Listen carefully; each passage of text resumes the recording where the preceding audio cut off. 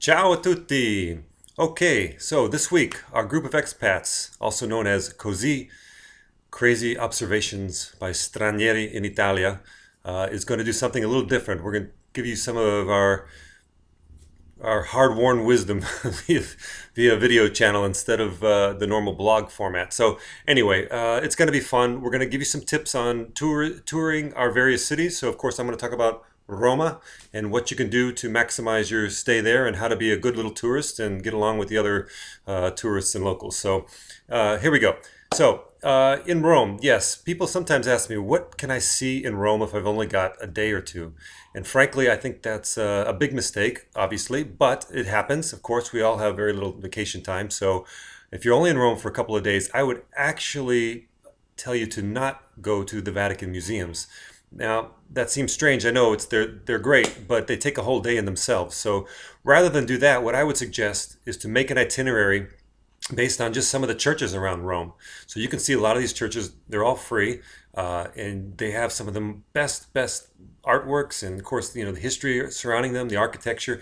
So let's run down that a little bit. Well, I talked about not seeing the Vatican museums, but certainly in Vatican City, you want to go to St. Peter's Cathedral, Basilica, I should say. So you have to see that. It's the biggest church in all of Christianity. It's the most famous. It's fantastic. I mean, you can't miss it. If you've never seen it before, absolutely something to see.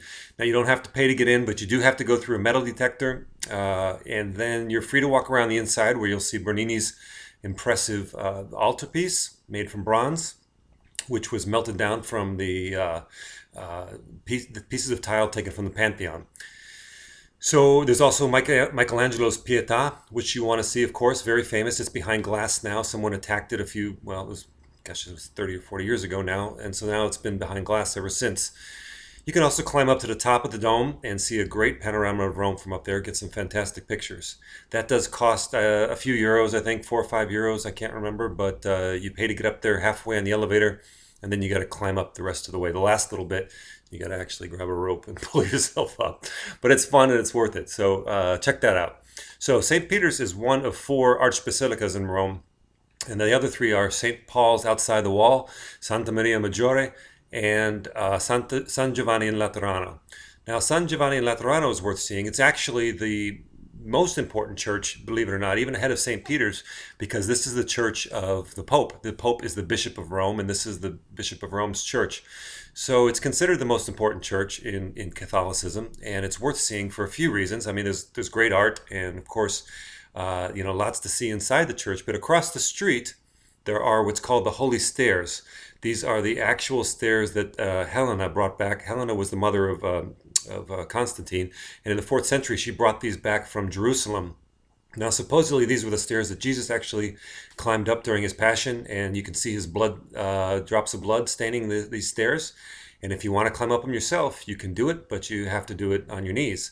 So if you're a diehard pilgrim, you might want to give that a try. It's San Giovanni in Laterano, not too far from the Colosseum, and worth seeing in any case. So that is one of the four archbasilicas, and there are also makes up what we call the 7 pilgrim churches of Rome. Another one of these is Santa Croce in Gerusalemme, which is not too far from this same location in they call the San Giovanni area. This is also a church made famous by Helena, who brought back a couple boatloads of sand or dirt or earth from the Holy Land when she was there, and covered the floor of this church with this dirt from the Holy Land. So when she was in Rome and standing inside this church, you could say technically she was still standing on holy ground.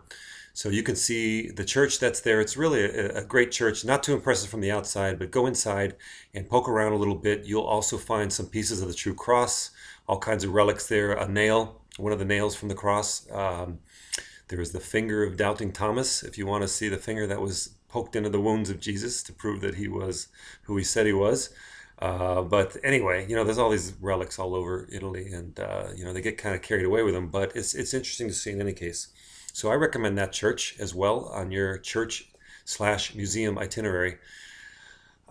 So let's see. I have a few more here if I can consult my notes. Yes. Well, I don't want to forget this one because it's actually my favorite. It's San Luigi dei Francesi, which is A smallish church near the Piazza Navona, where we see the best works by Caravaggio, in the same place where he placed them himself back in the early 1600s. So here we have the Matthew cycle, three paintings in the life of Matthew by Caravaggio, and this is considered the absolute height of the chiaroscuro style, which he sort of made popular.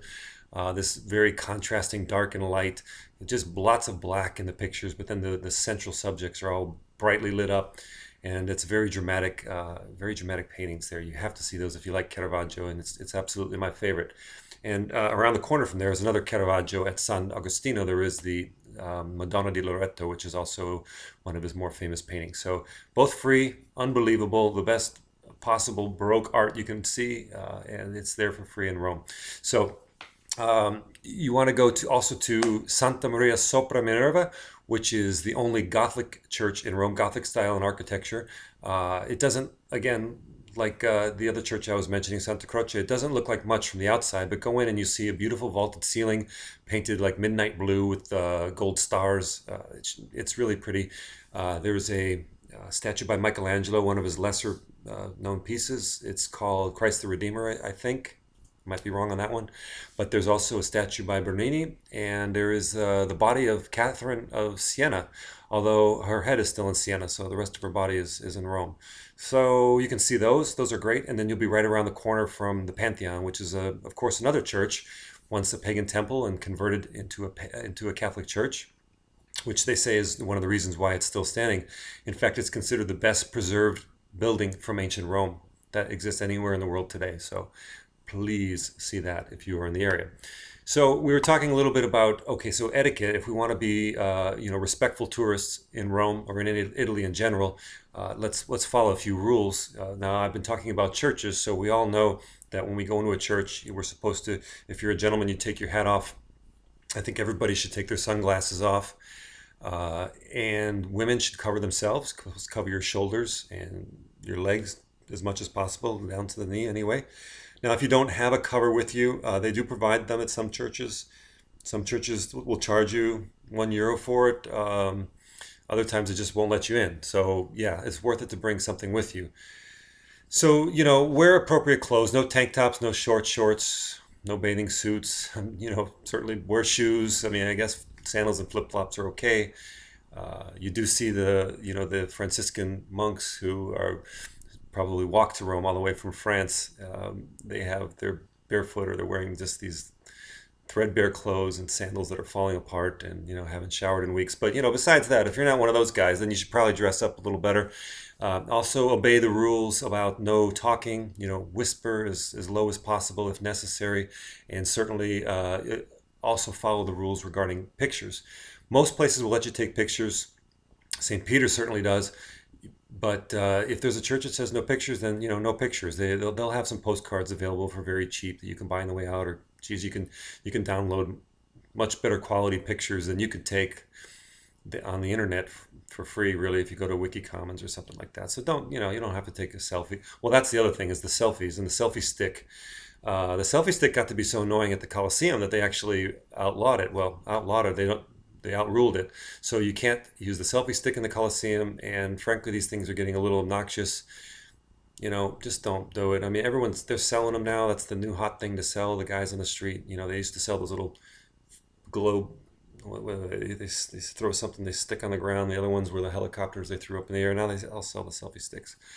So, if you got to take a selfie, I guess, just do it the old-fashioned way.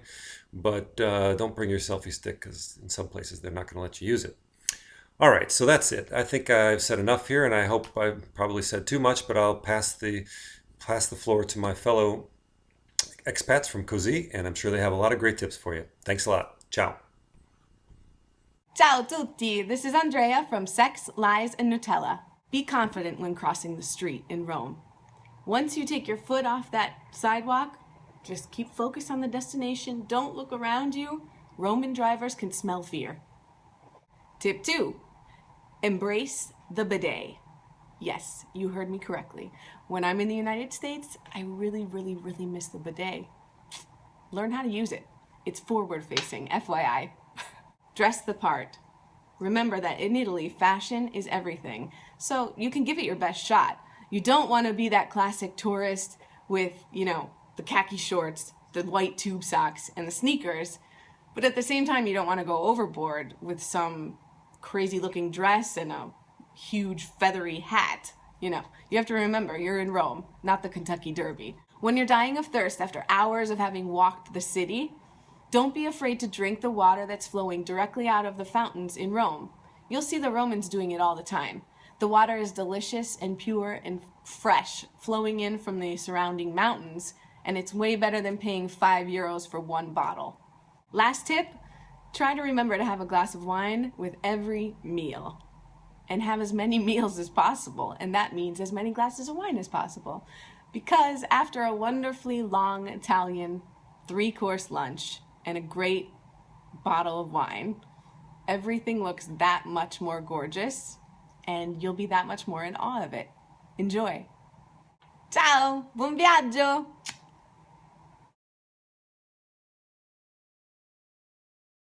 Hi everybody, this is Georgette of girlinflorence.com. I am going to tell you guys a couple of tips on how to be a good tourist in Florence and some travel advice. So my first advice on how to be a good traveler and not an annoying tourist is probably just be all about the experiences. Don't go places just to see stuff.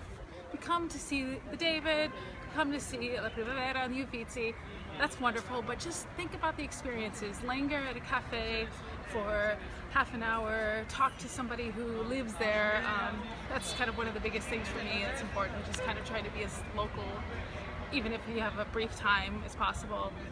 Also, don't litter. Florence is definitely is a beautiful city, but it's even more beautiful without trash on the ground.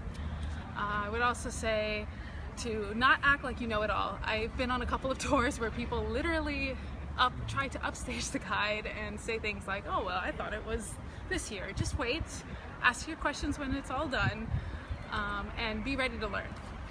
As far as advice on what to see in Florence, right now there's a really cool exhibit called Human in Forte Belvedere, which is an old fortress overlooking the city. It's free to go, and there's a beautiful panoramic vista, or view. See, my Italian and English is confused now. Over there, and it's cool because it's contemporary art mingled with the old fortress, which I think is really interesting. I also think it's really cool to visit some of the beautiful panoramic terraces where you can have a drink, because I love my cocktails. So my favorite is Hotel Cavour on Via del Proconsolo. It's cheap. It's only cheap. I shouldn't say cheap. It's €12, not 16 like Continental. But the view is amazing and it's a little bit more intimate. So I would make a reservation just to make sure you get your spot. Other than that, what can I say? Just come, because Florence is amazing right now. There's a lot of people, so bring comfortable shoes. Don't get annoyed if there's 200 people waiting for the Uffizi like you. We travel and we come because we see things like everybody else does, so we can't complain if there's other people doing it too. So anyway, that's all I have to say, and hopefully we'll do more of these with our awesome cozy group in the future. Ciao! Oh wait, we should say Ginger too, but that's fine. Today we're going to talk about traveling to Italy and some travel tips. I kind of want to touch a little bit on what you should do in Florence and all of that stuff, but what I'm mostly going to talk about is how to go and feel comfortable and kind of understand what's going on around you. Because from what I've found, a lot of people struggle with the culture shock of arriving in Italy, and sometimes it can affect your trip a little bit. So I'm going to talk to you about that. Traveling to Florence, honestly, I'm not a huge touristy person. So when I go somewhere, I generally do one day and I see all of the main sites, and I would highly recommend doing that in Florence. Florence is very concentrated and it's quite small, which is amazing because there's so much to see in such a small space, but it's easy to see it. So I would do, the first day in, start early in the morning, do a walking tour. I would highly recommend the walking tours. See everything, learn everything, and get it all out of the way. That way, after, you can just kind of hang out, casually see things, at your own leisure. Florence is not one of those places where you really need to seek out much. I mean, it's kind of just all right there, which is what makes it one of the most amazing cities on the planet, is that it's impossible not to see everything just by casually strolling around. Also like to talk to you about is how to blend in Italy. Well, not really blend in, how to go there and feel comfortable while you're there. It's going to be some things to get used to.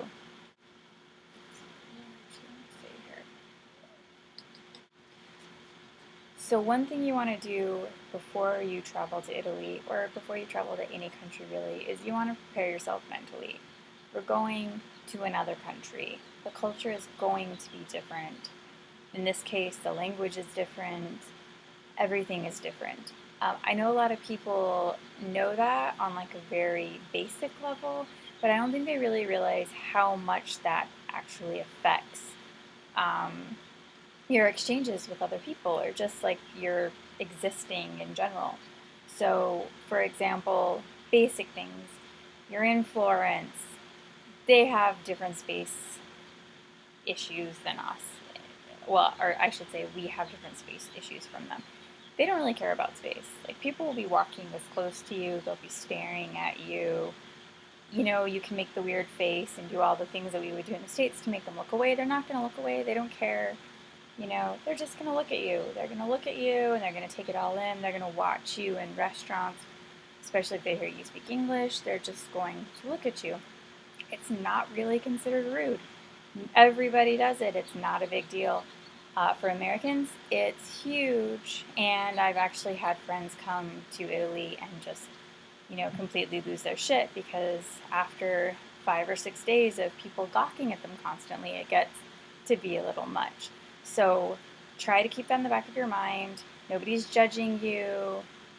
I don't think they're not trying to be mean. They just do it to everybody. It's not a big deal there. Second thing, if somebody bumps into you, they're probably not going to say sorry. It's not because they're an asshole. It's just that touching another human being is not that big of a deal in Italy, unless they like pound you and, you know, send you and your toddler flying into the street, and then your toddler gets run over by a truck or something horrific. Other than that, you know, if they lightly bump you, they're probably not going to say anything. They're probably just going to be like, oh, I touched a person, and that's it. They're not being mean. Another thing, when they hand you money, they will almost never put it in your hand. They'll put it on the counter. Again, they're not being mean to you. It's just how things are done. Now, how you can be polite and not offend them. Try to keep in mind that Italy and Italians in the US, it's like a different thing, different culture, different concept. Like, yeah, they've still, you know, maintained a lot of things from the old world, but things are pretty different. So the food is different. It's different than what you eat growing up in the US. So don't go to Italy and expect to eat the Italian food that your great grandma made for you. Probably isn't going to be 100% the same. It's just not. Don't throw a tissy. It's embarrassing. It just makes you look like a dickweed. Don't do it. Go there. Just live the culture. Be, you know, open-minded about things. Don't go in demanding and expecting things to be a certain way, because you're going to be disappointed and your trip's going to kind of suck. So, food's going to be different, you know. Also, try to speak the language as much as you can. If you can only learn 2 words, which is hello and goodbye, use them, and use them correctly. For example, ciao to an 80-year-old woman you don't know is rude. Don't do that. They don't do that, you know. So make sure that you're using the formals or informals. Be polite. Always say thank you. Also, it's grazie, not grazie. Okay? Grazie is not a thing. Grazie, grazie, grazie. No, don't use that one. That one's not nice. So those are things. Also, when you're preparing for your trip, keep in mind the Europe weather can be kind of fussy. I'm going to throw this one in there for me because I'm a terrible packer. I'm like the worst packer in the world, and I'm always beating myself up for this. So prepare for both rain or shine. It doesn't matter if it's July. Sometimes the weather can go funky, and you wear, you bring all like little shorts and whatever it is that you wear, and then you're freezing to death. So go ahead and throw in a just in case outfit so you're not miserable and dying. Also, the cobblestones are very hard on your feet. Really, really hard on your feet. So I would avoid heels. I would forget about being sassy on this trip and go ahead and just pack some really cute flats. I hate flip flops. I don't wear them in public, and I'm not like a huge ballet flat person. They're also not very comfortable when you've been walking for 10 hours on cobblestones that are like super high and make your feet all crazy. I would do like sandals up to your ankle that are super comfortable and have like some padding, like old people shoes. If you can rock the old people shoes, that's perfect. You need that. You need the extra support. Trust me, I'm used to walking. I walk all the time. Like once every 7 months, I go to the gym, and my feet kill me after doing, even a short trip in any European city. So definitely prepare for that. And I don't know, just have fun. Go there with an open mind, and you know, keep in mind that you're there to learn. You're not there to teach other people. Also, try to do things that the locals do. Don't stick to the touristy stuff. Find out from locals' blogs. Obviously, are one of the best ways to figure out what to do because these are people who live there. A lot of these tourist guides or tourism guides, as great as they are usually written by people who spent, 5 days in the city, and their goal was to go there and find things to write about. So honestly, I'm not trash talking travel guides because I use them, super helpful, but honestly, try to find out what the locals do. You're going to have a much more authentic experience, and then you can come home and, boast to your friends about all the cool shit you saw and how you've been enlightened by Italy and stared at. You'll come home feeling very, I don't know, either molested or fancy, depending on what you need in life at that moment. Anyway, so I hope this stuff is helpful, and enjoy your trip to Italy. And we'll hope to see you around soon. Thank you for following Cozy and Surviving in Italy and the rest of these crazy bloggers.